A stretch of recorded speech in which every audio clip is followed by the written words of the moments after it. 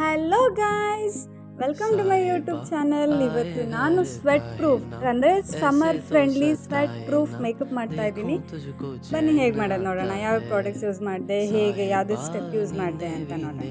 First moisturiser ಹಚ್ಕೊಂಡು face, lip ಮತ್ತು I face preparation ಮಾಡ್ಕೊಂಡಾದ್ಮೇಲೆ ನಾನು ಒಂಚೂರು ಸ್ಟೋವ್ ಕ್ರೀಮ್ ಹಚ್ತಾ ಇದ್ದೀನಿ. ಸ್ಟೋವ್ ಕ್ರೀಮ್ ಹಾಕಿ ಅಂತ ಒಂಚೂರು ಗ್ಲೋ ಬರುತ್ತೆ. ನಾನು ನನ್ನ ಹಸ್ಬೆಂಡ್ ಜೊತೆ ಡೇಟ್ಗೋಸ್ಕರ ರೆಡಿ ಆಗ್ತೀನಿ. ಮತ್ತು ನಾನು ಕನ್ಸಿಲರ್ ಬದಲು ಫೌಂಡೇಶನ್ ಕ್ಯಾಪಲ್ ಸ್ಟಿಕ್ ಆಗಿರುತ್ತಲ್ಲ, ಆ ಥಿಕ್ ಫೌಂಡೇಶನ್ ಯೂಸ್ ಮಾಡ್ತಾ ಇದ್ದೀನಿ. ಏನಕ್ಕಂದರೆ ಆ ಥಿಕ್ ಫೌಂಡೇಶನಲ್ಲಿ ಕನ್ಸಿಲರ್ ಪ್ರಾಪರ್ಟೀಸ್ ಇರುತ್ತೆ. ಕನ್ಸಿಲರ್ಗಿನ ಬೆಸ್ಟಾಗಿ ಆ್ಯಕ್ಟ್ ಮಾಡುತ್ತೆ. ಅದನ್ನು ಕ್ಲೀನಾಗಿ ಬ್ಲೆಂಡ್ ಮಾಡಿಕೊಂಡು ಲೂಸ್ ಪೌಡರಿಂದ ಒಂದು 5 ಮಿನಿಟ್ಸ್ ಸೆಟ್ ಆಗೋಕ್ಕೆ ಬಿಟ್ಟರೆ ನಿಮಗೆ ಕಂಪ್ಲೀಟ್ ಡಾರ್ಕ್ ಸರ್ಕಲ್ಸ್ ಕವರೇಜ್ ಆಗೋಗುತ್ತೆ. ನಾವು ಲಿಪ್ ಮೇಕಪ್ಪು ಮತ್ತು ಐ ಮೇಕಪ್ ಆಗೋ ಹೊತ್ತಿಗೆ